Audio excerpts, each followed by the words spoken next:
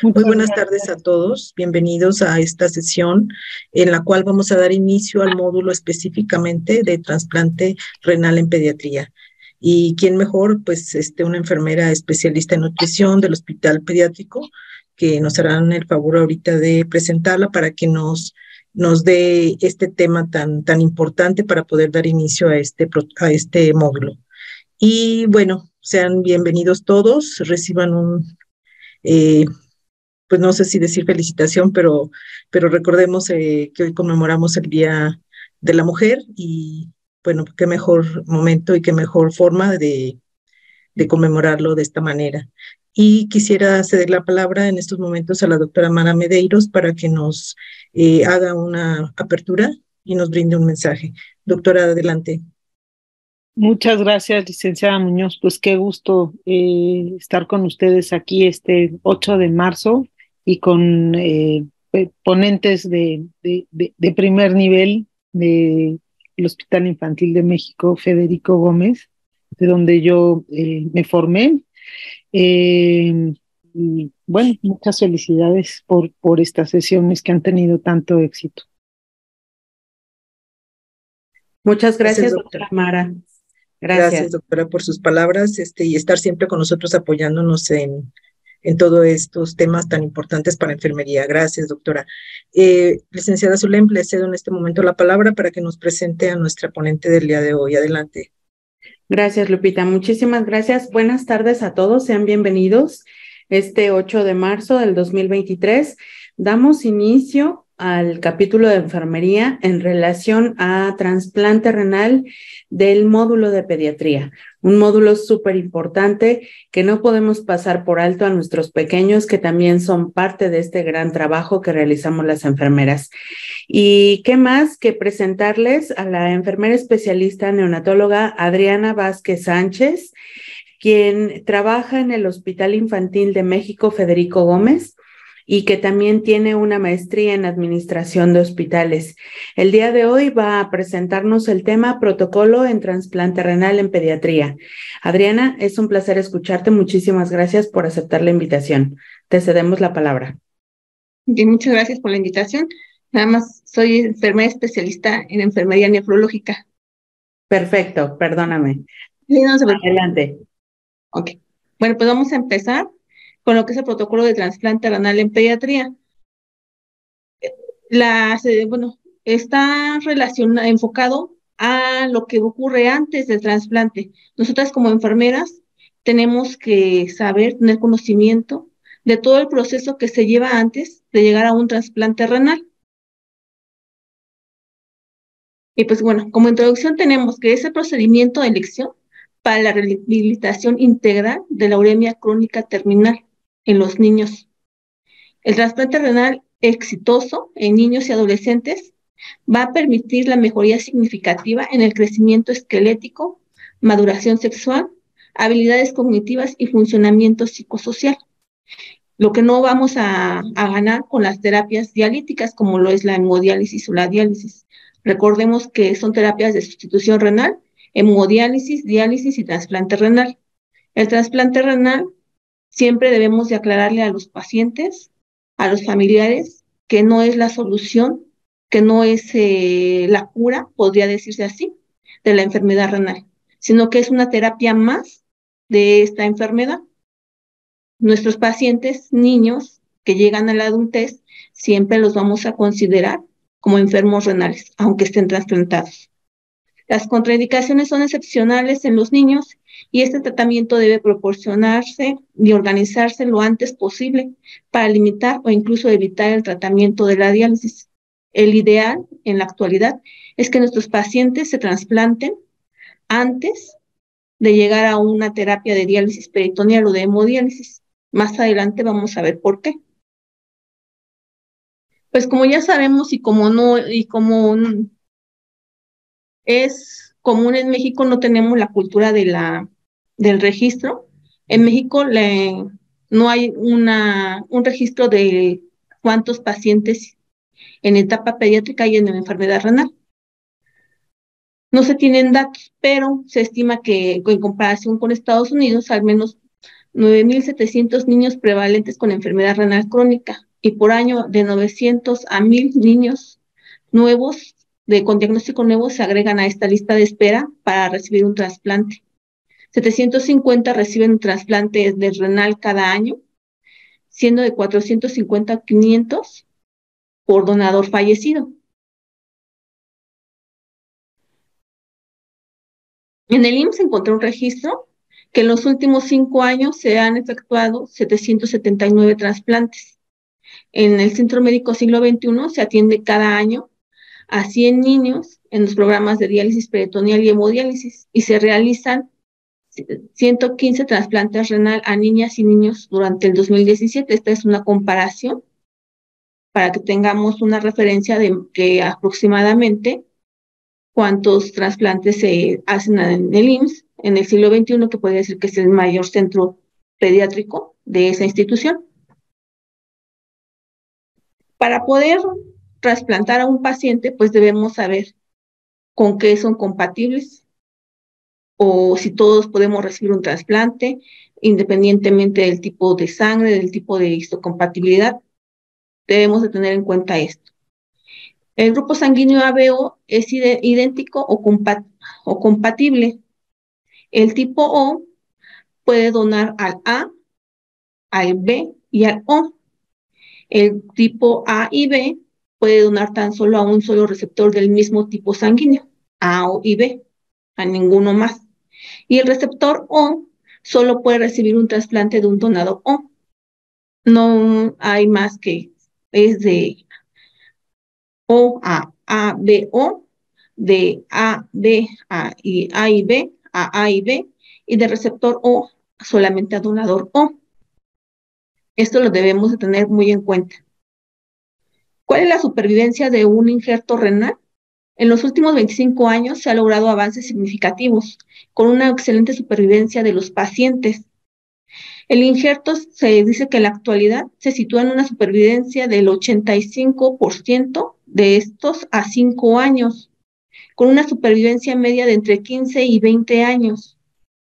El acceso a los trasplantes para los lactantes ha aumentado gracias a los progresos en su tratamiento. Antes se decía que no se podía trasplantar a los pacientes lactantes, pero en la actualidad pues ya se está haciendo y ya ha habido un mejor resultado. ¿Cuáles son las contraindicaciones para que haya un trasplante? Háblese de cualquier trasplante. Las definitivas pues son procesos malignos activos, pruebas cruzadas positivas con el donador, receptor, pruebas cruzadas positivas en automático es contraindicación. Daño cerebral debilitante o irreversible, infección por VIH, hepatitis B crónica activa. Las relativas, cuando existe enfermedad autoinmune activa con niveles elevados de anticuerpos antimembrana basal, glomerular, incompatibilidad con el grupo AB o con el donador, retraso psicomotor o trastorno psiquiátrico que requiera custodia permanente. No vamos a poner en riesgo a un paciente, a un donador, para darle a un receptor que tiene un trastorno psicomotor o psiquiátrico y que no va a llevar a cabo el tratamiento inmunosupresor para mantener el trasplante, para mantener el injerto. Entonces aquí entra lo que es la ética, ¿no? El no dañar y primero vamos a ver la salud del paciente, podría decirse, del receptor, del donador, que se encuentra en un estado de salud óptimo. No lo vamos a poner en peligro por pasarle un injerto a un paciente que no va a llevar su tratamiento. Infección crónica por virus de hepatitis C, falta de adherencia terapéutica. Si tenemos pacientes que no llevan a cabo su tratamiento, que constantemente están perdiendo el tratamiento, no toman sus medicamentos, recurren a su área de hospitalización por complicaciones, es una contraindicación relativa, porque si no se cuida actualmente, pues post-trasplantado a lo mejor tampoco se va a cuidar y pues va a perder el injerto. Falta de supervisión o apoyo familiar adecuados. En pediatría siempre vamos a tomar en cuenta que vamos a tener el binomio niño, hijo, paciente y cuidador primario.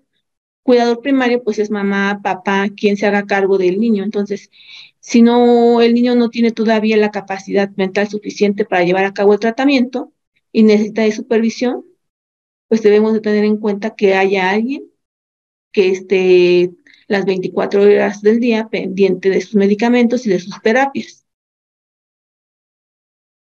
Ahora sí ya vamos a entrar a lo que es realmente a un protocolo de trasplante renal. Cuando hay un donador fallecido, lo que antes se mencionaba como donador cadavérico, pues ¿de qué nos habla la Ley General de Salud? Todo esto nos va a regir por leyes. Nos dice que el fallecimiento de una persona puede determinarse de acuerdo a criterios circulatorios, que es por paro cardiorrespiratorio, o criterios neurológicos por muerte encefálica. El artículo 43 de 343 de esta ley nos dice que para efectos de este título, o sea, de trasplante, la pérdida de la vida ocurre cuando se presenta la muerte encefálica o el paro cardiorrespiratorio irreversible. Es cuando se va a considerar que puede ser un donante potencial. Y pues aquí les puse un cuadro donde nos dice que la muerte encefálica pues puede ser donación multiorgánica. ¿Qué puede donarse de ese paciente? Corazón, hígado, riñones, pulmones, páncreas, intestino y extremidades. Y también puede donar tejidos, como es córnea, hueso, piel y válvulas cardíacas. Y cuando es por un paro cardíaco irreversible, solamente puede donar tejidos, que es las córneas, el hueso, piel y válvulas cardíacas. Cuando ya tenemos o se detecta ya con un paciente con muerte encefálica y podemos decir que es un donante potencial, pues necesitamos o se necesita una evaluación para determinar si sí puede donar. Ya que el familiar haya decidido, aquí debe de decidir el familiar debe de estar de acuerdo, pues van a proceder a lo que es la historia clínica. Primero, pues se va a revisar el expediente clínico, toda la historia que está ahí del paciente. Si no se encuentran datos necesarios para poder determinar si es trasplante, se va directamente a los familiares, a interrogar a los familiares de las complicaciones que tuvo, de las patologías previas, de cirugías previas, si tuvo toxicomanías. Todo esto es importante para poder determinar si es un donante. Y posteriormente también se va con el médico tratante actual. Y posterior a esto también se deben de ver los antecedentes personales patológicos, toxicomanías, enfermedades neoplásicas, si en algún momento las tuvo o si las tiene actualmente, enfermedades autoinmunes o enfermedades crónico-degenerativas. A la exploración física, pues debe de ser minuciosa y exhaustiva. Es decir, se tiene que identificar si hay tatuajes, perforaciones, si hay lesiones de punción, esto es decir, si usó drogas intravenosas, la antropometría. Hay que ver si tomar muestras de secreción bronquial, de orina y genitales y oftalmológica. Identificar si algo tuvo en la actualidad, en el momento de ser potencial donante, tiene algún tipo de infección.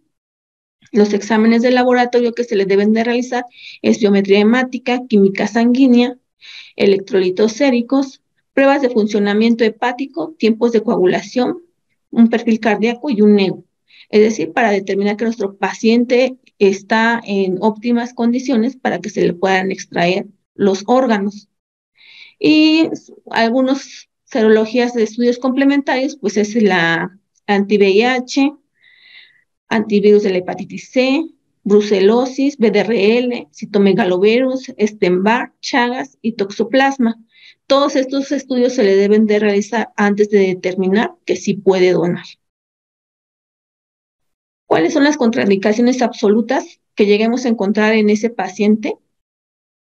Cuando tiene infecciones, que sea una diseminada activa, y que haya sido la causa de la muerte, ya sea bacteriana, fungicida o viral. Ahí lo vamos a descartar. Una sepsis bacteriana que haya provocado un shock y disfunción orgánica también queda descartado. Que tenga una fungemia, que tenga meningitis, encefalitis e infección por priones. Cuando tenga neoplasias malignas, excepto las del sistema nervioso central, carcinoma vasocelular de piel y el in situ en útero. Cuando haya presencia de enfermedad vascular arteriosclerótica generalizada, enfermedades sistémicas con repercusión en órgano a trasplantar, tampoco va a quedar descartado. Y cuando la causa de la muerte sea desconocida, es cuando no vamos a poder determinar que es un donador. Y las contraindicaciones relativas, que esa valoración, si se decide que done o no, pues es una infección activa con tratamiento de antibiótico ya de 48 horas de evolución y que esté con una buena respuesta clínica. Cuando son seropositivos a VIH o hepatitis B o C, pues se va a considerar para receptores seropositivos. En la lista de trasplantes de espera, pues también hay enfermos seropositivos que necesitan un trasplante. Aquí se considera si se le puede trasplantar ya un injerto de un donador también seropositivo. Y no existe contraindicación si sale positivo a CMV, a Epstein-Barr, VDRL positivo, Toxoplasma gondii o micobacterias. Esos sí también se puede trasplantar. La edad. Con la edad no hay una contraindicación o no hay una que nos diga si tiene 70, 80 años, ya no. En la actualidad se dice que se considera el daño crónico del envejecimiento. Eso también queda a valoración. Todo órgano, todos nuestros órganos de toda persona, de acuerdo a cómo vamos progresando en la edad, pues vamos teniendo un envejecimiento crónico que va dañando nuestras funciones. Entonces, si el paciente es de una edad ya más allá de los 60, 70 años, pues se valora si realmente puedo usar esos órganos. Cuando tiene enfermedades crónico-degenerativas como es hipertensión o diabetes mellitus, que es el órgano blanco, en este caso, pues valoraríamos en el trasplante renal si se utilizan esos riñones que vienen de un enfermo ya hipertenso y diabético. Y cuando presentó eventos de paro cardiorrespiratorio, se va a valorar cuántos fue el número de eventos, la duración y las maniobras que se utilizaron para revertir.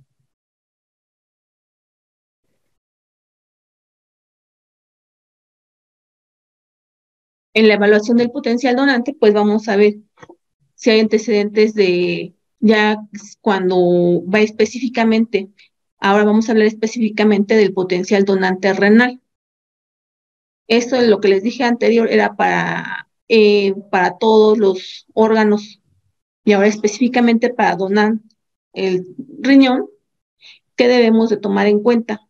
La historia clínica. Aquí sí tenemos que verificar antecedentes de diabetes mellitus y de hipertensión. La evolución, qué evolución tuvo, cuántos años de evolución tiene, qué tratamiento se utilizó, si tiene alguna nefropatía, si tenía infecciones de repetición, si este paciente presentó litiasis renal o si tiene presencia de tumores, si tuvo traumatismo abdominal. Deben de corroborar lo que es la función renal, que es la creatinina sérica, la tasa de filtrado glomerular, ya sea por CKD-EPI o por Crocroll-Duff.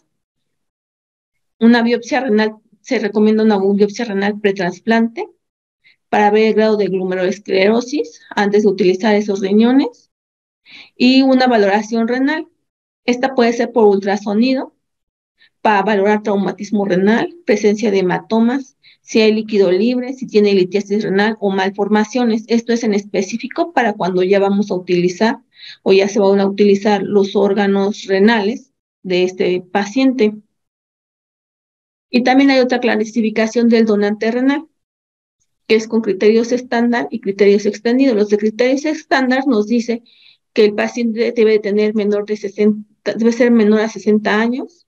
El ideal es entre los 19 y 45 años. No debe tener enfermedades crónicas. Su creatinina debe ser menor a 1.5 miligramos por decilitro. No debe haber hematuria. No debe tener traumatismos abdominales o vesicales y debe estar estable hemodinámicamente. Este es un donante fallecido ideal, y el donante de criterios extendidos pues se valora si tiene más de 60 años, que la edad ideal puede ser de 50 a 59 años, más o menos 2 criterios.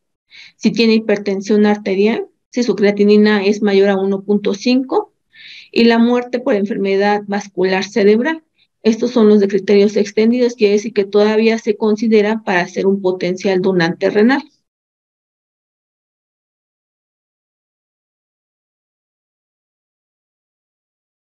Los exámenes de laboratorio y gabinete en receptores de riñón de donador fallecido.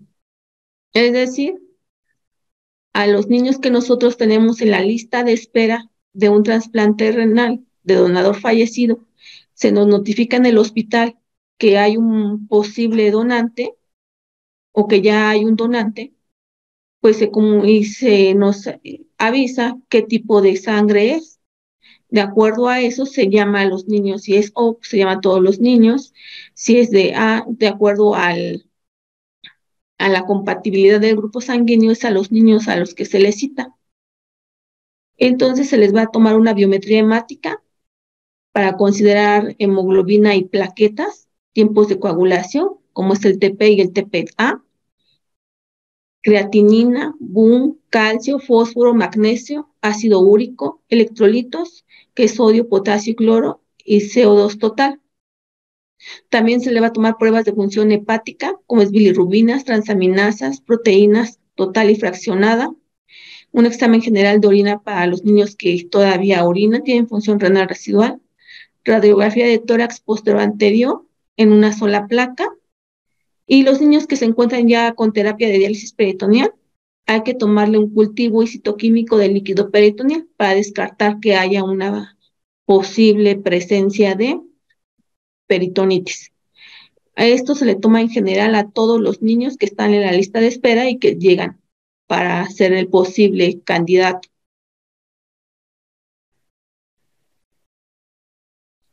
Y solamente a los pacientes que son ingresados para realizar el trasplante, es decir, ya se hicieron las pruebas de histocompatibilidad, las pruebas cruzadas, y ya tienen al receptor o a los receptores, se les va a realizar hemocultivo de las cavidades óptica y nasal y exudado faríngeo, urocultivo, y cuando se están ya en terapia de hemodiálisis, se le van a cultivar los lúmenes del acceso de alto flujo, del catéter de hemodiálisis. Solamente a los niños que ya son ingresados para realizar el trasplante se les hacen estos estudios.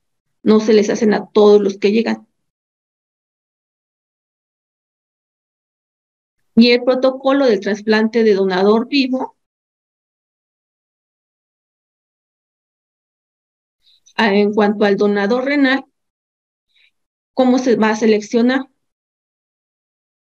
El médico nefrólogo encargado de ese paciente le va a proporcionar la información sobre el trasplante a la familia, y lo va a acompañar psicología y trabajo social. En ese informe, pues se le dice qué es el trasplante renal, en qué consiste la técnica, los cuidados, las posibles complicaciones, los riesgos. También se le dice los beneficios. Y todo debe de quedar muy claro para nuestros niños y principalmente para los donadores primarios. ¿Qué requisitos debe de tener una vez que ya se informó y que de los familiares deciden quién va a ser el donador?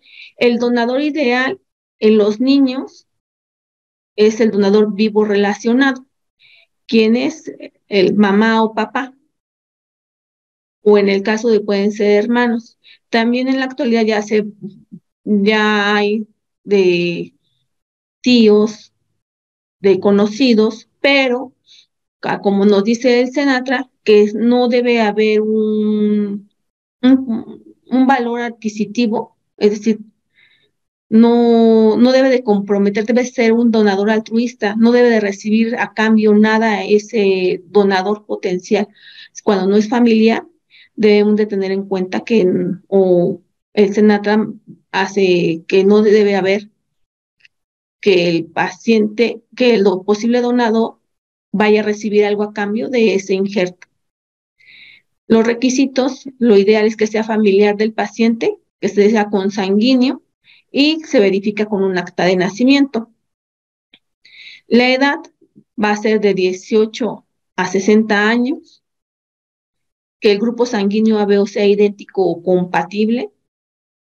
Se investigará el tipo de HLA aceptado al donador como mejor histocompatibilidad, es decir, si mamá y papá quieren donar, pues se les hace la prueba a los dos y ven que el que es más compatible es el que se le va a hacer todo el protocolo. La prueba cruzada debe ser negativa y no mayor a un mes a la fecha de trasplante. Que el donador tenga el deseo voluntario de donar ese riñón, que lo exprese y que firme la hoja de consentimiento informado. Una vez que ya tienen al posible donador, ¿qué se va a hacer?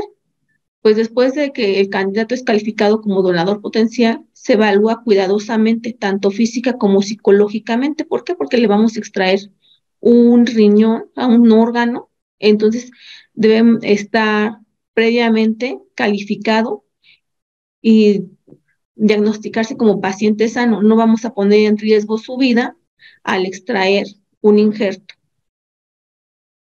¿Qué estudios clínicos y de laboratorio se van a realizar? En cuanto a historia clínica, interrogatorio. Van a interrogarle todas sus antecedentes, patológicos y no patológicos, un examen físico completo, incluyendo la toma de tensión arterial de pie y en decúbito, para descartar una hipertensión no identificada, y se va a calcular el índice de masa corporal. Todo potencial donador mayor a 29 de índice de masa corporal no puede donar.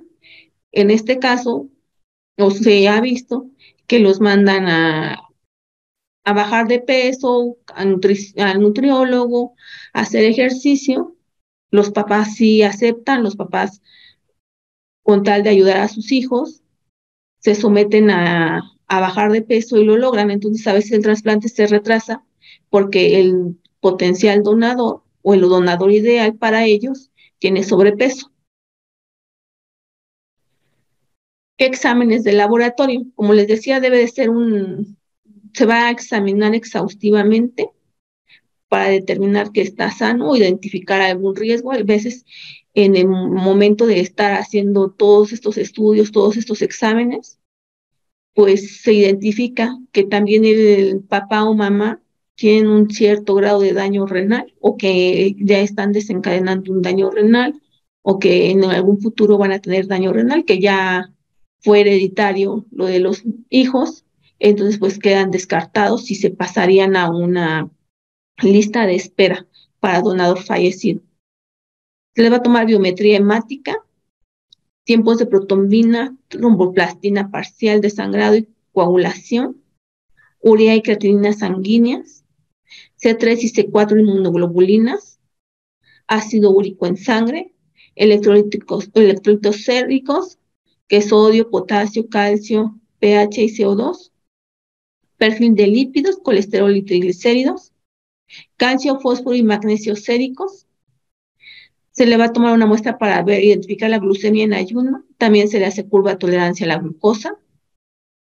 Bilirrubinas, pruebas de función hepática, transaminasas, BDRL, serología para hepatitis A, B y C, serologías para virus de la inmunodeficiencia humana, serología viral para citomegalovirus, Epstein-Barr, examen general de orina, depuración de creatinina y proteinuria en orina de 24 horas, urocultivos, electrocardiograma, radiografía de tórax posterior y lateral, coproparasitoscopio y coprocultivo. Cuando es mujer se le toma una prueba de embarazo, que esta debe ser negativa, y una vez que ya está en el área de hospitalización, ya para ingresar al trasplante un día antes, se le toma igual otra prueba de embarazo para estar 100% seguros de que no hay embarazo. Se ha llegado a detectar ya estando hospitalizados mamá y receptor y sale la prueba de embarazo positiva, ese trasplante ya no se realiza. Pruebas de PPD, ultrasonido renal, angiotomografía. Esta solamente se va a llevar a cabo si todos los estudios anteriores son satisfactorios o favorecen para que sea un donante potencial. Y otros estudios, si mientras en la valoración de estos exámenes salió algo alterado, pues se le agregarán otros estudios. Y se le va a solicitar medias elásticas para la cirugía. Posterior a la realización de todos estos exámenes y a la valoración de los resultados, el donador va a pasar por diferentes valoraciones, por cardiología, ginecología, el área de dental, de psicología y trabajo social, para que nos determinen que están en óptimas condiciones de donar.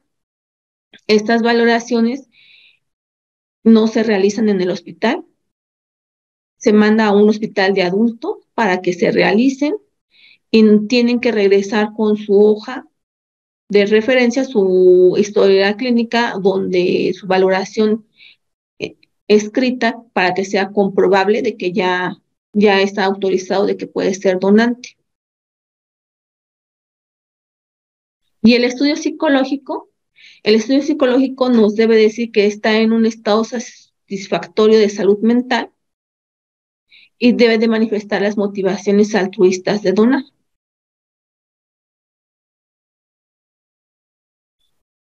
Una vez que ya tiene todos los estudios anteriores y todas las valoraciones ya están aprobadas y que no hay ninguna contraindicación para que sea donante, va a haber una discusión del grupo de trasplante. El grupo de trasplante está integrado por anestesia, cirugía de trasplantes, psicología, el área de nefrología, trabajo social y en caso necesario urología, infectología u otros servicios. Ellos se van a tener una sesión donde va a haber ya con todas las valoraciones tanto del receptor como del donador, de todos sus estudios, van a evaluar el riesgo-beneficio de un trasplante. Si se acepta o es favorable, se le avisa al terminar la sesión al donador y al receptor, vuelven a entrar a la sala de juntas. Y el grupo de trasplantes va a proporcionar nuevamente la información sobre el procedimiento de trasplante, los riesgos y los beneficios y las molestias en el postoperatorio. Se le comenta todo lo que puede pasar, lo bueno, lo malo, las complicaciones, los beneficios, para que estén 100% seguros tanto donador como receptor de que pueden pasar a la siguiente etapa, que es el ya recibir el injerto. Y en el receptor renal, ¿qué vamos a evaluar o qué se va a evaluar? Esto es para todos los niños, ya sea que esté en lista de donador fallecido o que tenga su donador vivo. ¿Cuándo cuándo va a estar indicado en los niños un trasplante renal? Cuando la enfermedad renal es irreversible, es decir, que la tasa de filtrado glomerular va a ser de 15 mililitros por minuto ajustado a una superficie corporal de 1.73 metros cuadrados. Cuando el tratamiento conservador prediálisis, llámese diálisis peritoneal o hemodiálisis, ya es insuficiente, ya no estamos adquiriendo o dando una buena dosis de diálisis y ya nuestro paciente está con uremia crónica acentuada, es cuando ya está indicado el trasplante. Cuando hay trasplante renal, el trasplante renal anticipado está indicado, es cuando se debe iniciar el protocolo cuando hay una tasa menor a 20 mililitros por minuto por 1.73 metros cuadrados. El trasplante renal anticipado es en que nuestro paciente no tiene diálisis ni hemodiálisis. Sabemos que va evolucionando la enfermedad renal, ya llega a un estadio 4, entonces se empieza con el protocolo de trasplante y antes de que se instale un acceso peritoneal o vascular, se trasplanta. Este es el ideal. ¿Por qué? Porque ya no va a tener el desgaste de una diálisis o una hemodiálisis, ya no va a estar altamente restringido, va a tener todavía función renal residual y tiene pues el trasplante renal anticipado tiene una mejor, o va a brindarle una mejor calidad de vida a nuestros pacientes. La edad, los niños deben de ser mayores a 1 año y deben de tener un peso mayor a 8 kilos para poder ser trasplantados. Debe haber ausencia de condiciones que puedan agravar el tratamiento inmunosupresor. Cuando hay tuberculosis y otras infecciones activas como úlcera péptica y neoplasias, pues no se debe de realizar el trasplante. Investigar el abuso de sustancias tóxicas en adolescentes, esto se llega a dar. Evitar transfusiones sanguíneas. Las transfusiones sanguíneas pues hacen más sensible a los pacientes y pues puede haber un rechazo. El paciente es valorado por el médico adscrito de nefrología, de psicología y trabajo social y se decide si es candidato a ingresar a un programa de trasplante renal. Antes de que ingrese al programa o al protocolo de trasplante renal, debe tener estas valoraciones tanto de nefrología, psicología y trabajo social para poder ingresar a la lista de espera o poder ya avisar a los familiares que decidan quién es el donante potencial. Contraindicaciones renales. ¿A qué se refiere o a qué nos referimos con contraindicaciones renales? Es decir, ¿qué es lo que causó la enfermedad renal? Y ya que se ha descrito que en niños, que la recurrencia de la enfermedad original es causa de la pérdida del injerto renal. Casi 8% de los receptores de un primer trasplante renal y un 10% de receptores de un siguiente trasplante. Aquí las glomerulopatías primarias son las que nos van a dar o nos van a dar un rechazo o que va a caer otra vez en la misma enfermedad, como es la glomerulosclerosis segmentaria y focal. Del 30 al 50% de los pacientes que son trasplantadas con esta previa consecuencia de la enfermedad recaen otra vez en esta misma enfermedad. La nefropatía IgA de un 40 a un 60%, la glomerulonefritis de membrana proliferativa tipo 1, igual el 30 al 50% recaen otra vez en la enfermedad renal. La glomerulonefritis membrana proliferativa tipo 2, esto va del 80 al 100%, si se ven, esta es muy alto. La nefropatía membranosa del 10 al 30%, el síndrome hemolítico urémico del 50 al 75%, la oxalosis del 80 al 100% recaen, la enfermedad de Wegener en menor del 20%, la enfermedad de Fabry menor del 5%, y el lupus eritematoso sistémico de 3 al 10%. Entonces, cuando nuestros pacientes, la causa de la enfermedad renal fue alguna de estas, se les debe de avisar tanto al receptor como al donador que puede volver a reincidir en el injerto esta enfermedad, para que ellos estén conscientes, si es que se llega a trasplantar, de que vuelva a recaer.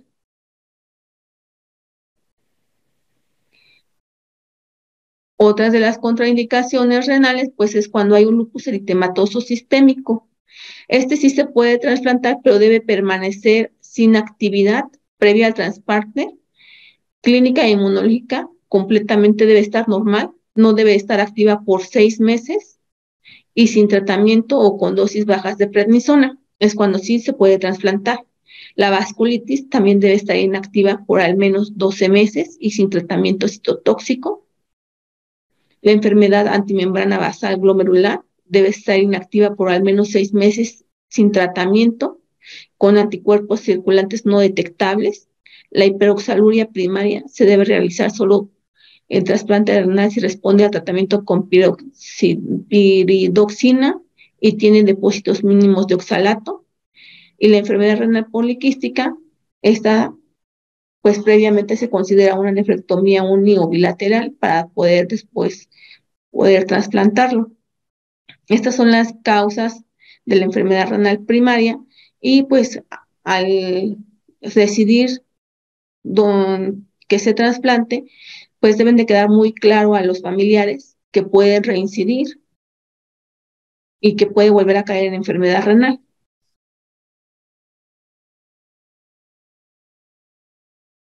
¿Qué se va a evaluarle al receptor?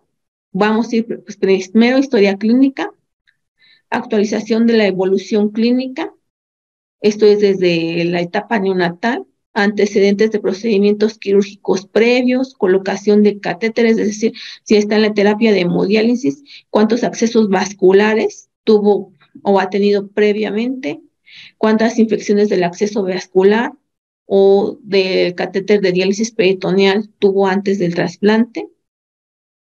En el examen físico, pues se va a valorar el peso, la talla, el sitio de salida, el orificio de salida del acceso de diálisis peritoneal, la superficie corporal de nuestro paciente, la presión arterial, es decir, vamos a ubicarlo en qué percentila se encuentra.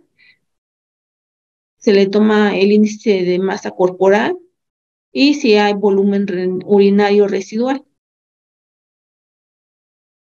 En los exámenes de laboratorio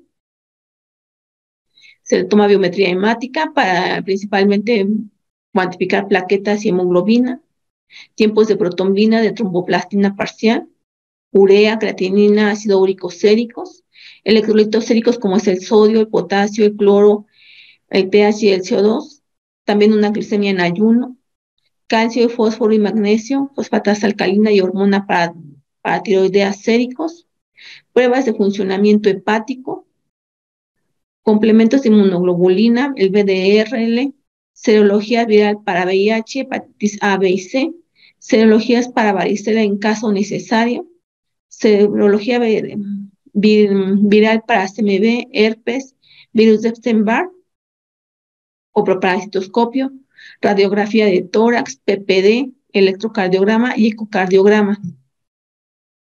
Todos estos estudios se deben de realizar para identificar posibles complicaciones o prevenirlas.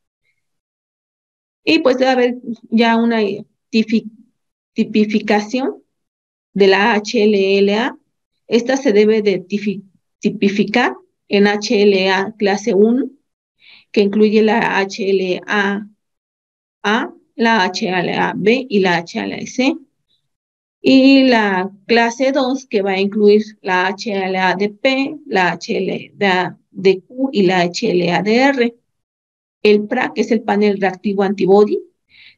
Cuando este panel nos sale mayor al 20%, nos está indicando que está contraindicado el trasplante. Una prueba cruzada con el donador, con el suero del receptor, con linfocitos del donador. Es hasta este momento cuando se toman las pruebas cruzadas. Y para estas 3 pruebas se realizarán después de 6 semanas de haber recibido una transfusión sanguínea. Cuando ya es necesaria una transfusión y que todavía falta, si mi paciente tiene la hemoglobina muy baja y todavía falta para terminar el protocolo de trasplante, pues ya no va a haber otra opción más que transfundirlo. Y pues se va a uno volver a tomar estas pruebas 6 semanas después de haber sido transfundido. ¿Por qué? Porque nos puede alterar la tipificación o recordemos que a mayor número de transfusiones, pues mayor sensibilidad va a estar adquiriendo ese paciente.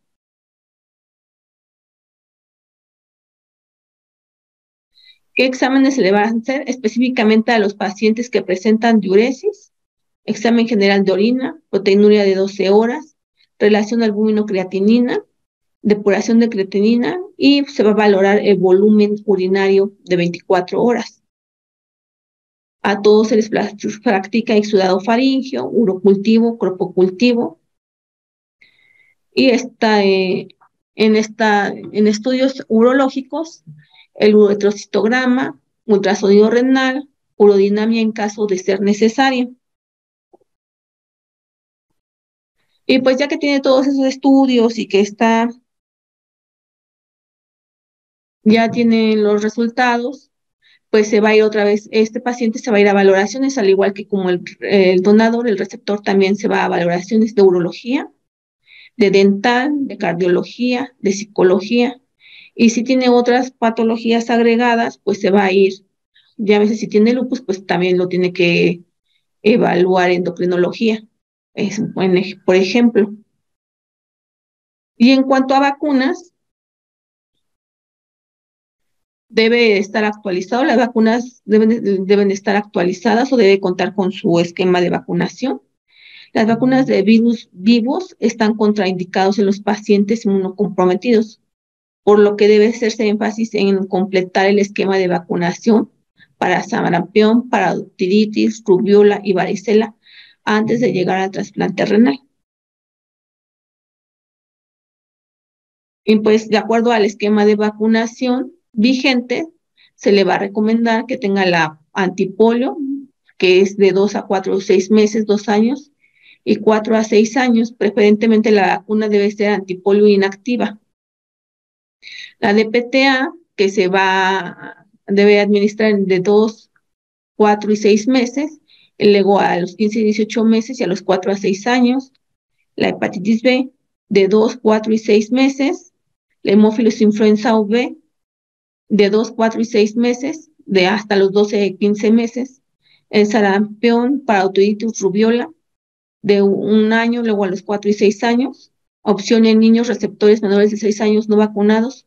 Cuando son menos de 6 años y que todavía no les toca la dosis de 6, una dosis, se les debe de colocar una dosis, y después de 4 a 6 semanas, la siguiente dosis.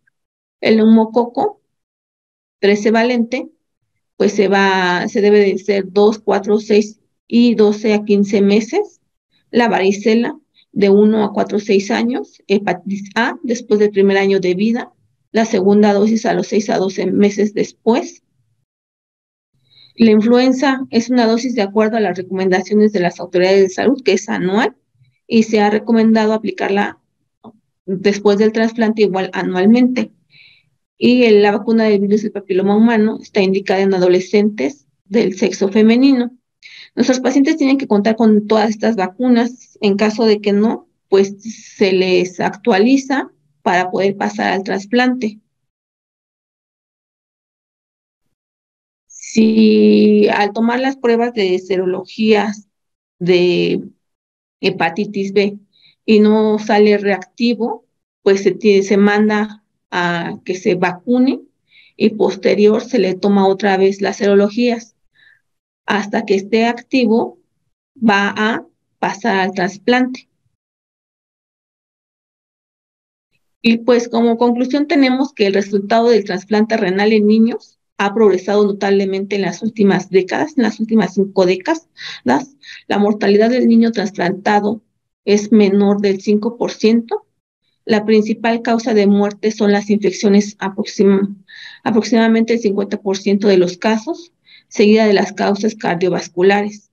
El pico de mortalidad más elevado se presenta en el primer año posterior al trasplante.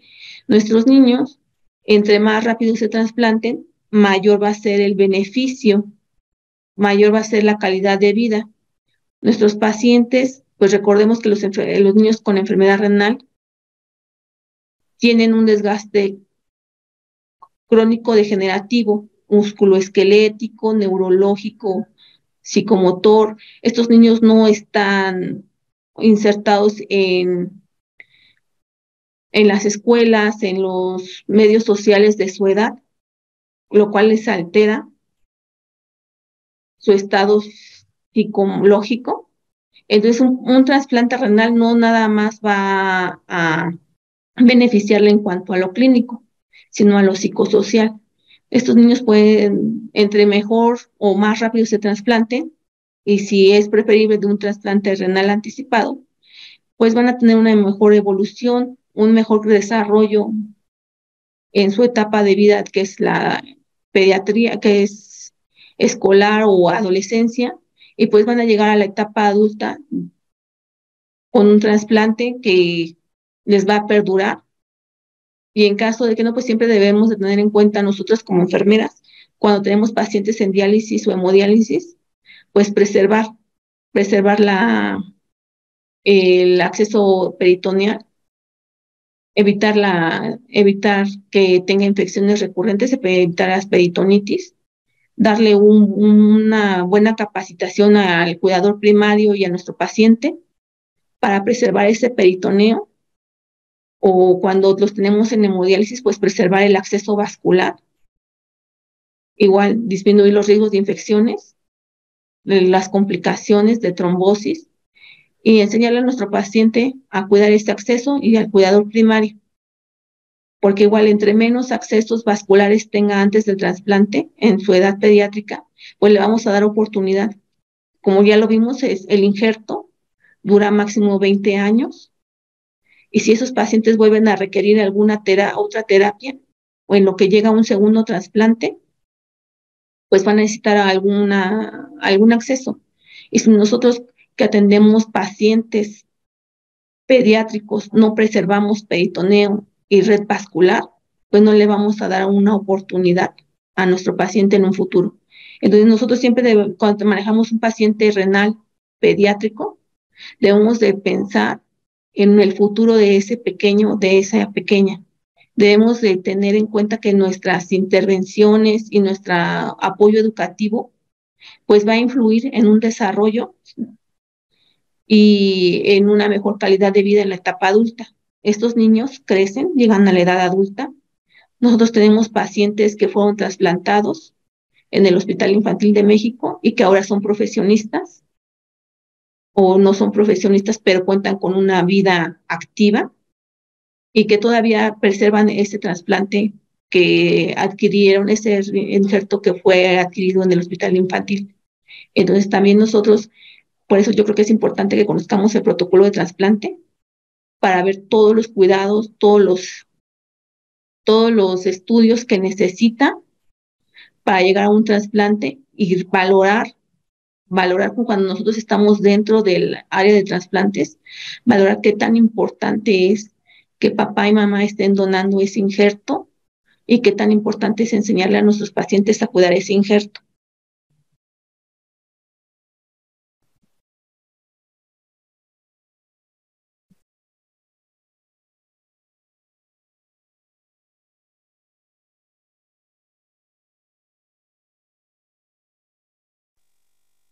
Entonces, eso sería todo. Tengo un video de...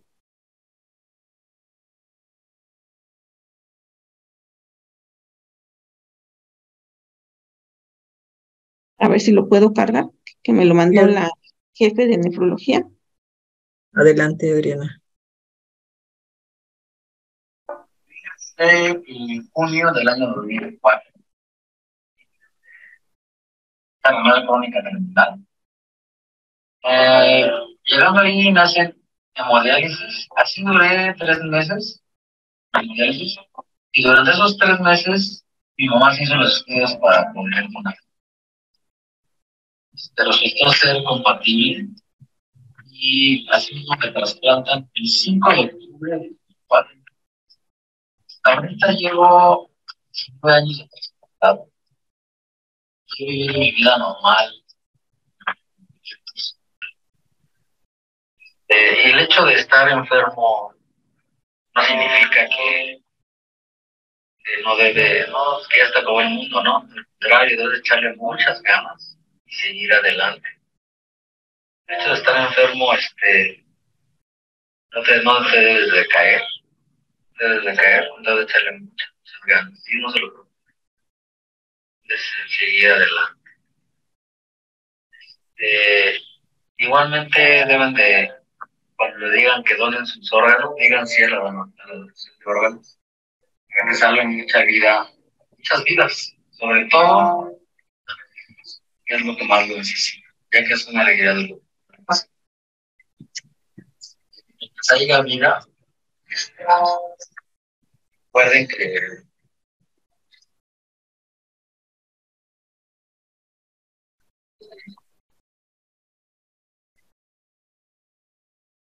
por último, digan sí a la donación de órganos.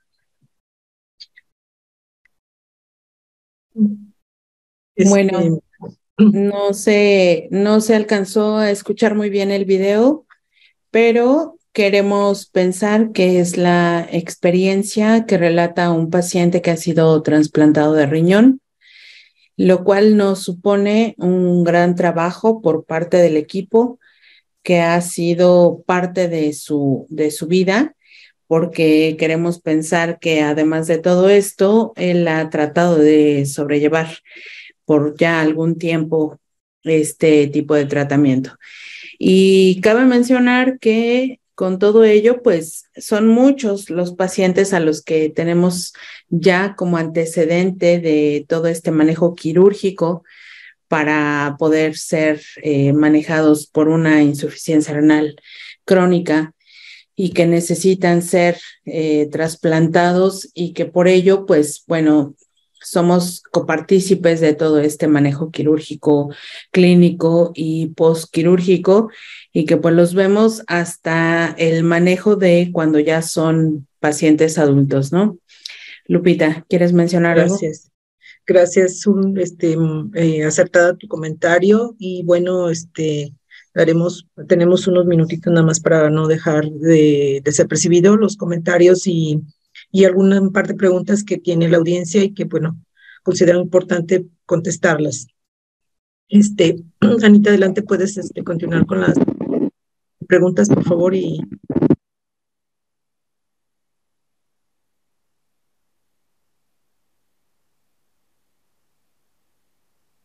no te escuchamos, Anita. Pero bueno, sí tenemos algunas felicitaciones. Hay una pregunta por la página de Facebook, donde nos comenta Alex Matías. Sí, en nuestro centro de trabajo, la nefrectomía del donador es abierta o laparoscópica. Bueno, eso sí va a depender mucho, pues, del centro hospitalario, si cuenta con el equipo o el cirujano de trasplantes con esta experiencia o esta habilidad, pues, y el equipo para hacer la laparoscópica. Va a depender del hospital. Pero sí, creo que algunos centros de trabajo se maneja ya laparoscópica pues, por la mejor recuperación sobre el donador.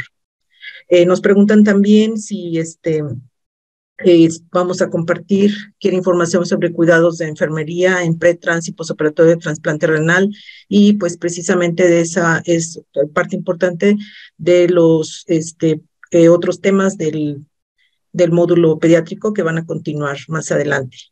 Sí, pues muchas gracias. También te comentan, excelente ponente, te felicitan, Adriana, por la presentación, gran experiencia, arduo trabajo el que has realizado. Hay otra pregunta. No, te preguntan que si es paciente que lleva 19 años de trasplantado, se casó y tiene una hermosa familia, con un buen apego al tratamiento y hay un alto índice de esperanza de vida. Lo que el video que acabamos de comentar. Comenta Carolina Muñiz. Excelente manejo del tema y gracias por completar la información con el video. Te felicitan y bueno, excelente ponencia, Adriana. Gracias por compartir tu experiencia y tu trabajo con nosotras. Y bueno, creo que ya estamos a punto de cerrar, doctora. Quisiéramos que nos brindara unas palabras de cierre. Muchas gracias, para esta sesión. Muchas gracias, Adriana, por poner el tema pediátrico en la mesa. En enfermería, pues los niños son bien importantes, recordando que los que se trasplantan antes de los 5 años tienen los mejores desenlaces de todos los grupos de trasplante.